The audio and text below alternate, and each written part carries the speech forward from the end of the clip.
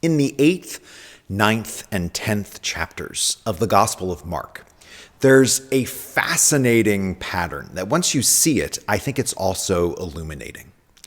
In the 8th chapter, starting at the 31st verse, Jesus began to teach the disciples that the Son of Man, which is him, must undergo great suffering and be rejected by the elders, the chief priests, and the scribes, and be killed, and after 3 days rise again.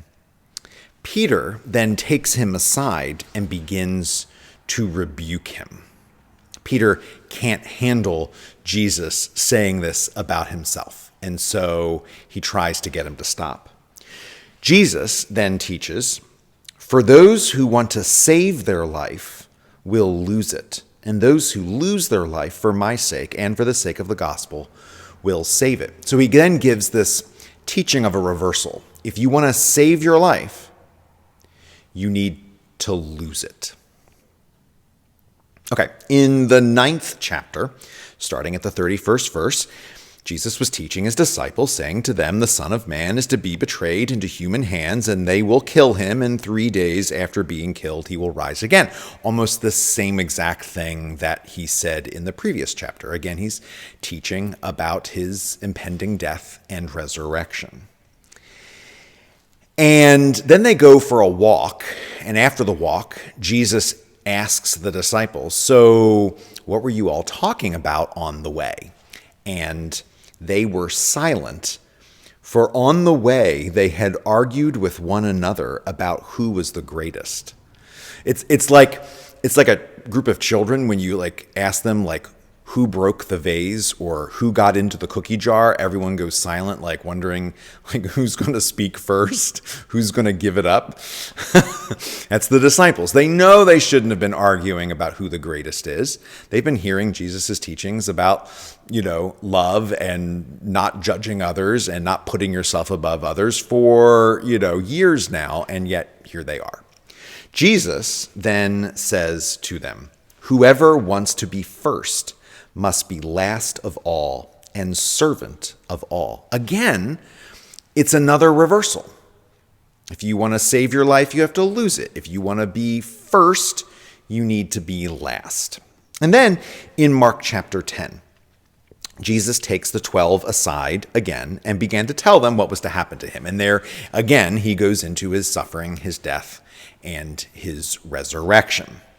James and John, the two brothers, the sons of Zebedee, then come to Jesus after this and say, "Teacher, we want you to do for us whatever we ask of you."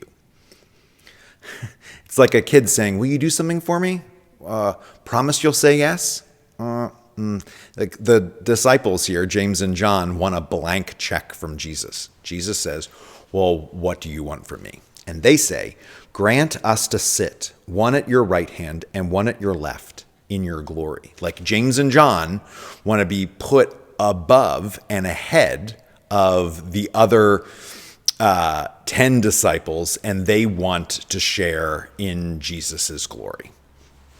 And then Jesus, a few verses later, teaches, "Whoever wishes to become great among you must be your servant, and whoever wishes to be first among you must be slave of all." Another reversal. If you want to save your life, you have to lose it. If you want to be first, you need to be last. If you want to be the greatest, then you need to be a servant.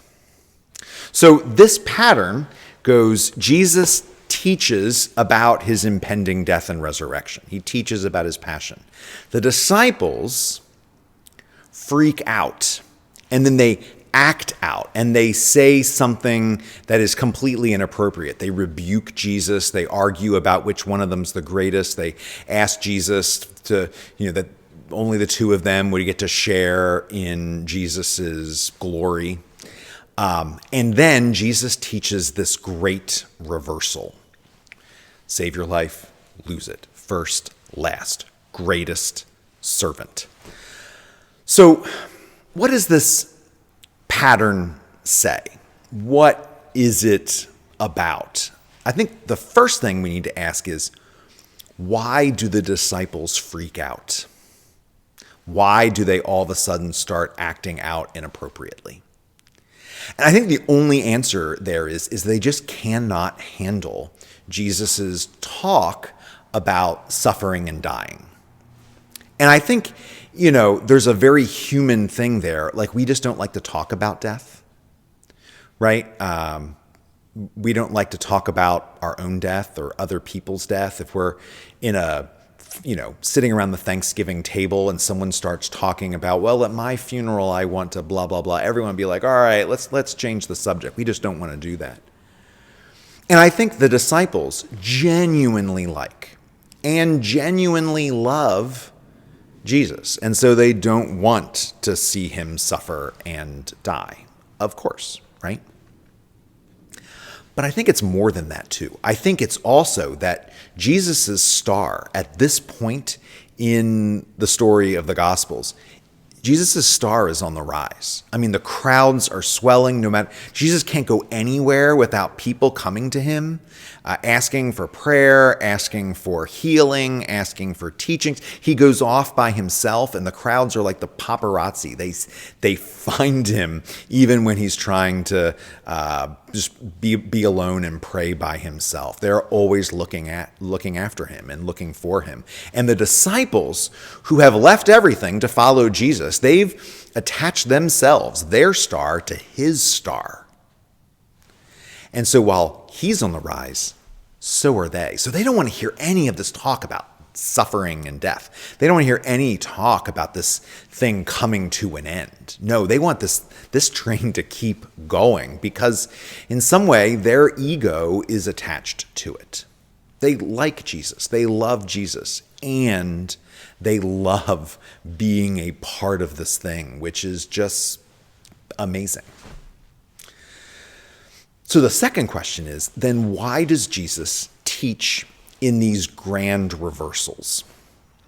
And I think the answer to that is Jesus needs to break them out of this way of seeing the world that, the best, the smartest, the richest, the most secure are going to win at life, and everyone else is going to lose. He needs to break them out of the standard way that we look at the world, because with Jesus, it's different. And I think the best way to see this is through the cross, through Jesus's death, through Good Friday. For on Good Friday, which is what Jesus is talking about to begin with, on Good Friday, Jesus loses. He loses. Literally, he loses his life. He is literally abandoned by all of his close followers. All of the crowds that were searching him out and yelling out his name a few weeks ago are now shouting, "Crucify him, crucify him." He dies being nailed to a cross, which was literally the manner of death that was prescribed for slaves, for the lowest of the low. It was a shameful way to die. It was not only grueling and terrible, it was shameful. And Jesus does die at the hands of the earthly powers, the political powers and the religious powers of Jerusalem. And his body is taken off the cross and it's laid in a tomb. And then the stone is rolled in front of the tomb, and that's it. That's it. Until it isn't. Until on the morning of the third day, the tomb is empty. Until the disciples start to spread the news of Jesus' teaching and of his resurrection, of his victory over death throughout Jerusalem. And then the message gets out to the nation of Judea. And then the message gets out to the entire Mediterranean basin. And then it eventually spreads across the whole world. And 2,000 years later, there are 2.4 billion followers of Jesus. It is literally, Christianity is literally the world's most successful movement ever. And Jesus achieved that not by winning a book deal and getting a movie contract, not by going off and setting up a huge church where tens of thousands and hundreds of thousands of people showed up. He got it not by winning an election and being installed as, king or some other form of potentate over Jerusalem and Judea. The victory that Jesus won on Easter morning came through the cross. Jesus' loss was turned into a victory. And so when Jesus says, in order to save your life, you need to lose it. In order to be first, you need to be last. In order to be the greatest, you need to be a servant. He's not just talking about some like pie in the sky philosophy that, if you just figure it out, then you'll, win, but maybe not. He's talking literally about the story of his life and his death and his resurrection. And it's a story that he showed them, and it's a story that has been told for the last 2,000 years.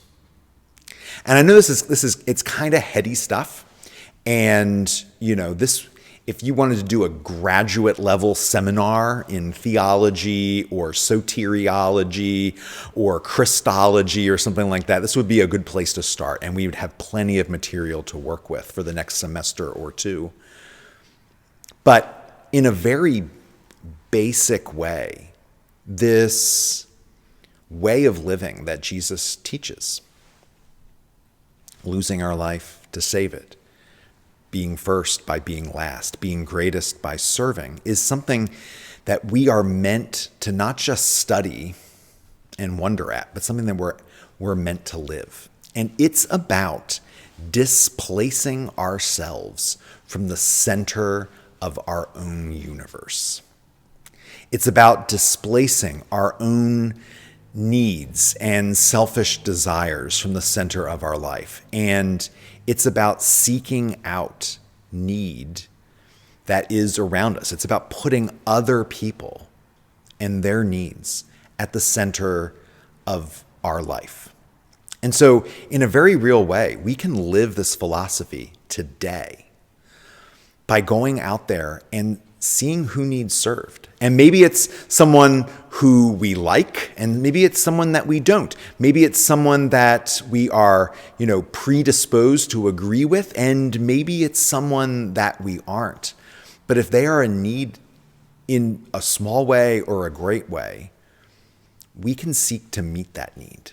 And here at St. Mark's, this morning when I looked out at the church, just face after face after face, I know everyone that was here.